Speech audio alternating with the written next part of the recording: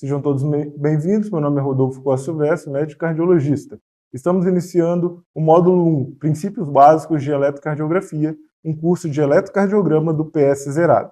O eletrocardiograma ele faz o registro das variações de potenciais elétricos gerados pela atividade elétrica do coração. Um exame que foi descoberto e inventado há mais de 100 anos, e ao longo desse tempo todo, ele vem sendo cada vez mais utilizado na prática médica diária. Existem inúmeras aplicabilidades na prática médica para a utilização do eletrocardiograma, como a síndrome coronariana aguda, questões de arritmias cardíacas, sobrecargas atriais e ventriculares, efeito medicamentoso, por exemplo, quando a gente quer avaliar se um paciente tem sinais indiretos de impregnação digitálica, a gente pode utilizar o eletrocardiograma.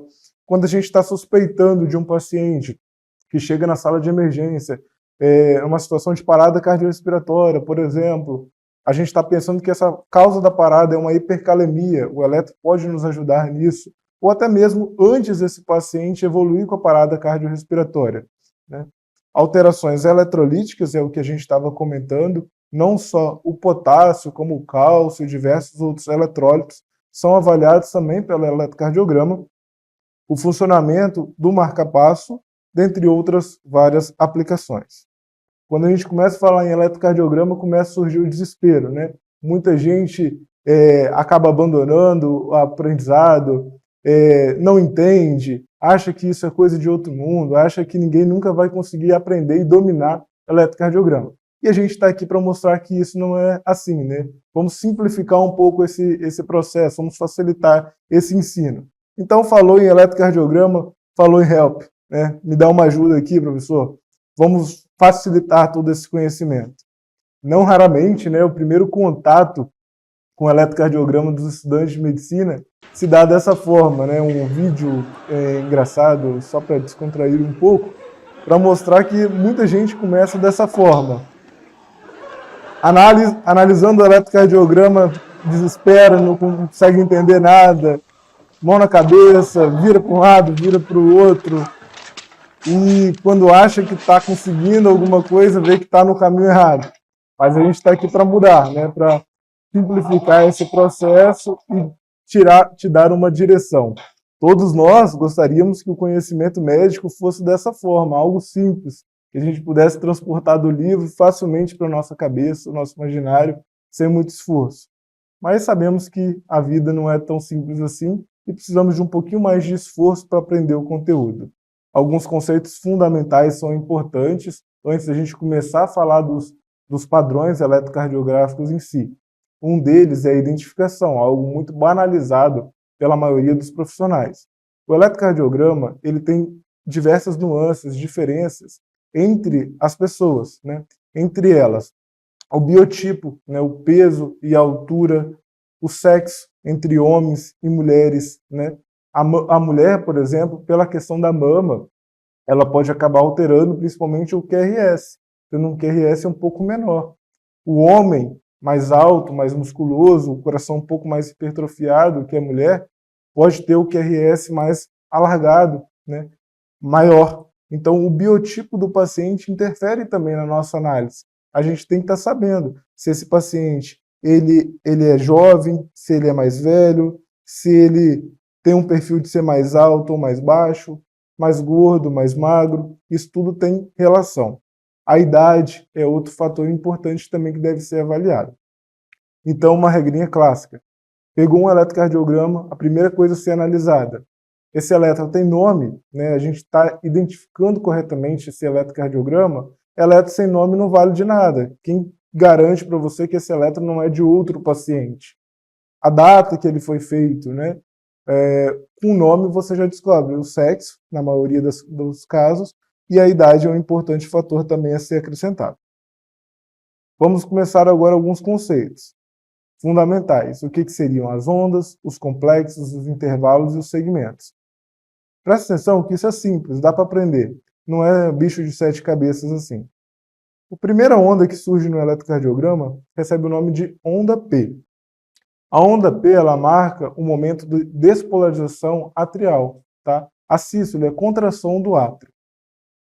Todo evento do eletrocardiograma ele é seguido período, né, de despolarização e depois de repolarização. Esses dois eventos são marcantes e eles acontecem tanto para o átrio quanto para o ventrículo, certo? Então a onda P, pessoal, a primeira ondinha que está surgindo aqui no papel milimetrado eletrocardiográfico é o momento de despolarização atrial. Seguimos para o complexo QRS. Se a onda P marca o período de despolarização atrial, o complexo QRS vai marcar o momento de despolarização ventricular, tá? Ativação ventricular. Rodolfo, mas você falou que sempre tem despolarização e repolarização. E onde então está o período de repolarização atrial? A repolarização atrial está justamente marcado no mesmo momento do complexo QRS. Porém, como os átrios têm uma massa, um tamanho muito menor que os ventrículos, que são maiores, mais hipertrofiados, o eletrocardiograma ele vai marcar o momento apenas de despolarização ventricular. Esses eventos eles se sobrepõem e o eletrocardiograma registra o QRS, que é a despolarização ventricular. E seguimos para outra onda, que é a onda T, que mostra o período de repolarização do ventrículo. Então, resumindo, despolarização atrial, onda P, despolarização ventricular, QRS, repolarização atrial está junto com o QRS, repolarização ventricular marcado pela onda T, beleza? Nesse intervalo, nesse meio tempo, a gente tem alguns segmentos, alguns intervalos que são importantes vocês conhecerem agora, mas a gente vai detalhar, vai destrinchar, vai ampliar o conhecimento ao longo do curso. A gente programou o curso de eletrocardiograma do PS Zerado em alguns módulos para justamente facilitar o conteúdo de vocês, facilitar o aprendizado de vocês. Então, prestem atenção que os módulos subsequentes a gente vai aprofundar os conteúdos.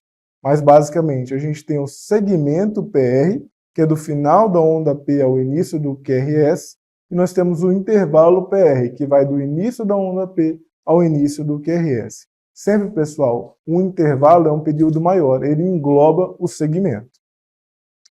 Nós temos o final do QRS marcado por esse ponto, que é o ponto J, e vamos dar início ao segmento ST.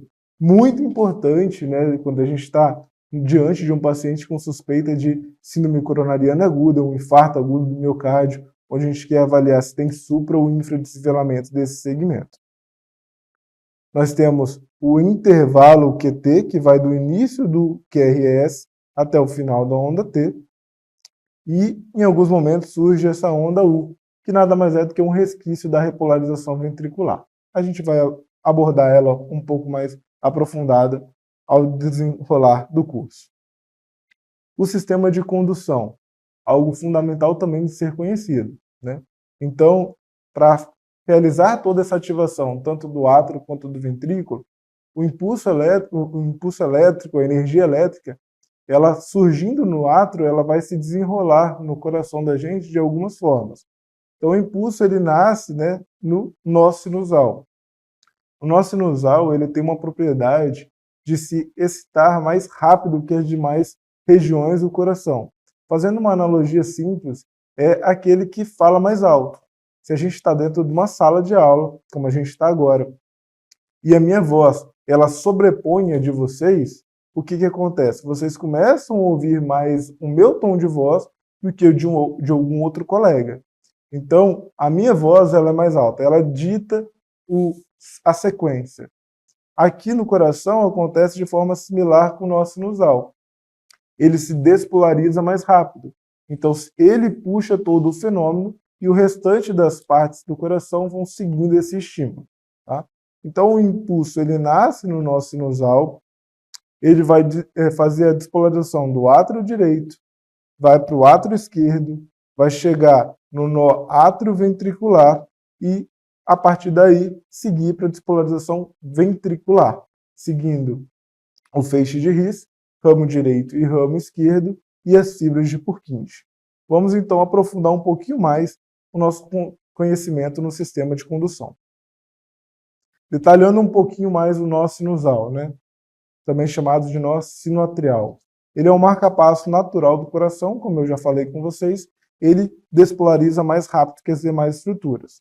É uma estrutura subepicárdica, fusiforme, localizada entre a veia cava superior e a auriculeta direita. Então, veia cava superior e o átrio direito, ele está ali no teto, no ápice do átrio direito, viu, pessoal?